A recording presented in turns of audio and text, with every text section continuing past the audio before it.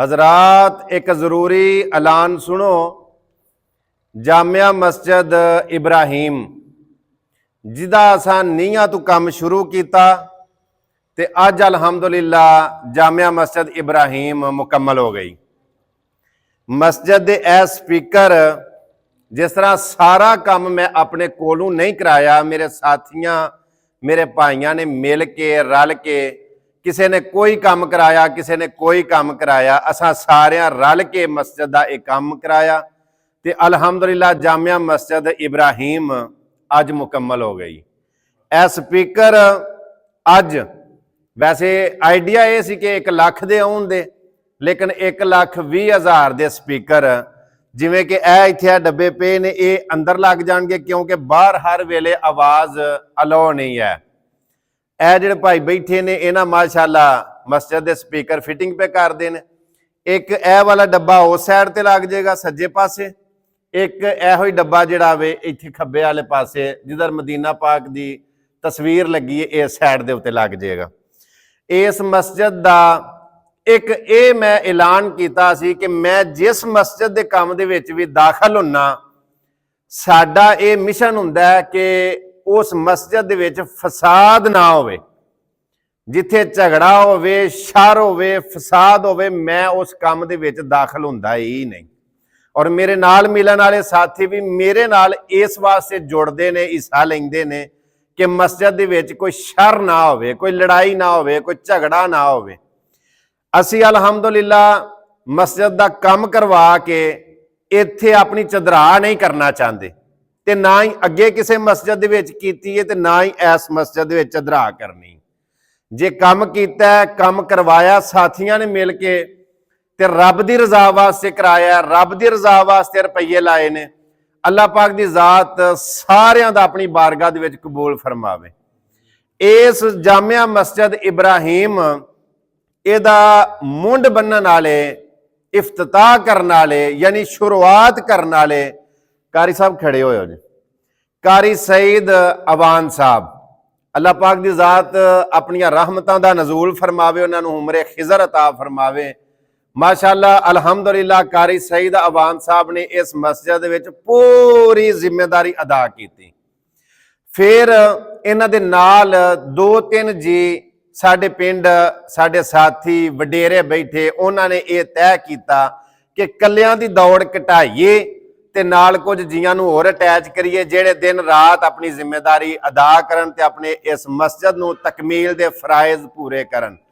जिन्हां दे विचों चौधरी अशरफ घुमन साहब मेरे मामू जी लगदे ने, इन्हां दी खड़े हो जाओ, बड़ी मेहरबानी। घुमन साहब ने भी पूरा किरदार अदा किया मस्जिद की तमीर दे विच, दिन रात इन्हां जिम्मेदारी अदा की। पैसे तो असीं लांदे रहे, मेरे नाल जिहड़े साथी सन वह भी साडे नाल जुड़ते रहे, रलते रहे ते अलहमदुलिल्लाह मस्जिद कम हुंदा रहा। मोहतरम मियाँ अब्दुल समाद साहब उन्होंने पूरा किरदार अदा किया ते मुंडे नाल मुंडा ला के मामू जी अशरफ मियाँ अब्दुल समाद साहब, कारी सईद अवान साहब, फिर दसा मुंड बन्नण वाले कारी सईद अवान साहब ने, असी सारे अगू ए जी उरा होयो।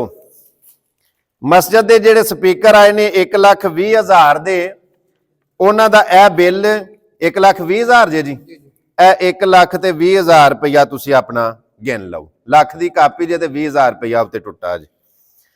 और मेरे नाल बाबा जी मोहम्मद सादक चीमा साहब खड़े होए एक बारी।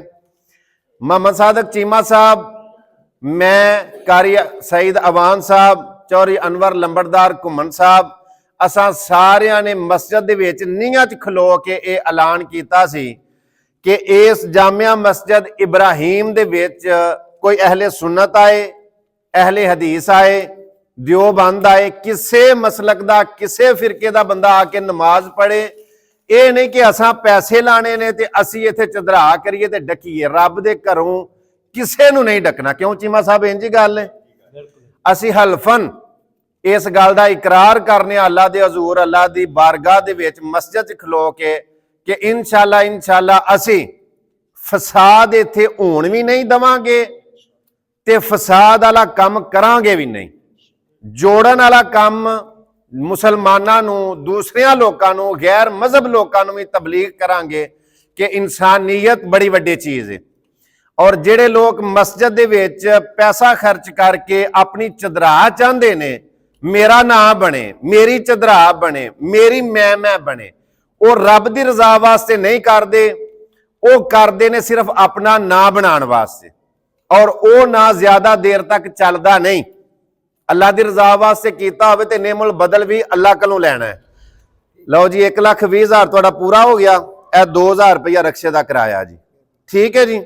ਲਓ ਜੀ ਇਹ ਖਾਤਾ ਵੀ ਸਾਡਾ ਕਲੀਅਰ ਹੋਇਆ। ਆਖਰ ਦੇ ਉੱਤੇ ਦੁਆ ਕਰਨਾ ਕਿ ਜਿਨ੍ਹਾਂ ਸਾਥੀਆਂ ਨੇ ਵੀ ਮਸਜਿਦ ਦੇ ਨੇਕੀ ਦੇ ਕੰਮ ਦੇ ਵਿੱਚ ਚਾਹੇ 10 ਰੁਪਏ ਦਿੱਤੇ ਨੇ, ਚਾਹੇ ਲੱਖ ਰੁਪਇਆ ਦਿੱਤਾ, ਜੇ ਮੈਂ ਫਹਿਰਿਸਤ ਸਾਰਿਆਂ ਦੇ ਨਾਂ ਬੋਲਣ ਲੱਗ ਪਾਂ ਤੇ ਬੜੀ ਲੰਮੀ ਫਹਿਰਿਸਤ ਹੋ ਜਾਣੀ ਹੈ, ਕਿਉਂਕਿ ਸਾਥੀਆਂ ਨੇ ਅਲਹਮਦੁਲਿਲਾ ਸੁਮਾ ਅਲਹਮਦੁਲਿਲਾ ਜਿੰਨੀ ਗੁੰਜਾਇਸ਼ ਹੈ ਸੀ ਆਪਣੇ ਹਿਸਾਬ ਦੇ ਨਾਲ ਮਸਜਿਦ ਦੇ ਵਿੱਚ ਬੜਾ ਵੱਡਾ ਹਿੱਸਾ ਪਾਇਆ। ਹੋ ਸਕਦਾ ਲੱਖ ਵਾਲੇ ਦਾ ਨਾ ਬਾਰਗਾਹ ਰਸਾਲਤ ਦੇ ਵਿੱਚ, ਬਾਰਗਾਹ ਇਲਾਹੀ ਦੇ ਵਿੱਚ ਕਬੂਲ ਨਾ ਹੋਇਆ ਹੋਵੇ ਤੇ 20 ਰੁਪਈਆਂ ਵਾਲੇ ਦਾ, 500 ਰੁਪਏ ਵਾਲੇ ਦਾ, ਉਹ ਮੇਰਾ ਮਤਲਬ ਹੈ ਅੱਲਾ ਦੀ ਬਾਰਗਾਹ ਵਿੱਚ ਕਬੂਲ ਹੋ ਗਿਆ। ਰਾਣਾ ਬਰਾਦਰਾਨ, ਰਾਣਾ ਤਾਰਕ ਸਾਹਿਬ ਜਿਨ੍ਹਾਂ ਨੇ ਮਸਜਿਦ ਦੀ ਜਗ੍ਹਾ ਵਕਫ ਕੀਤੀ, ਉਹਨਾਂ ਤੋਂ ਲੈ ਕੇ ਕਾਰੀ ਸਈਦ ਅਵਾਨ ਸਾਹਿਬ ਤੋਂ ਲੈ ਕੇ तमाम ਉਹ ਸਾਥੀ ਜਿਹੜੇ ਅੱਜ ਅਕਤੂਬਰ ਸਨ 2025 ਜੁਮੇਰਾਤ ਵਾਲਾ ਦਿਨ ਹੈ, ਜਿਹੜੇ ਵੀ ਜਿਵੇਂ ਵੀ ਸ਼ਾਮਲ ਹੋਏ, ਅੱਲਾ ਸਾਰਿਆਂ ਦਾ ਬਾਰਗਾਹ ਚ ਕਬੂਲ ਫਰਮਾਵੇ ਔਰ ਅੱਲਾ ਪਾਕ ਦੀ ਜ਼ਾਤ ਸਾਨੂੰ ਵੀ ਨੇਕੀ ਦੀਆਂ ਕੰਮਾਂ ਚ ਵੱਧ ਚੜ ਕੇ ਹਿੱਸਾ ਲੈਣ ਦੀ ਤੌਫੀਕ ਅਤਾ ਫਰਮਾਏ। ਦੁਆਵਾਂ ਚ ਯਾਦ ਰੱਖਿਓ। ਇੱਕ ਵਾਰੀ ਕੈਮਰਾ ਮਾਰੋ, ਵੇਖੋ ਮਾਸ਼ਾਅੱਲਾ ਸਾਰੀ ਮਸਜਿਦ ਅਲਹਮਦੁਲਿਲਾ ਕਾਲੀਨ ਪੈ ਗਿਆ, टाइल लग गई है, दरवाजे लग गए ने, सीलिंग का काम हो गया, लाइटां का काम हो गया, मुकम्मल काम हो चुका है। जेड़ा थोड़ा बहुता काम मजीद रहिंदा होगा इंशाअल्लाह असी नाल नाल अल्लाह पाक दी जात इस घर नूं आबाद करन वालियां दे घर आबाद फरमावे और जेड़े लोग रब दे घर दे विच खराबी पैदा करदे ने अल्लाह उन्हां दे घरां नूं खराब करे।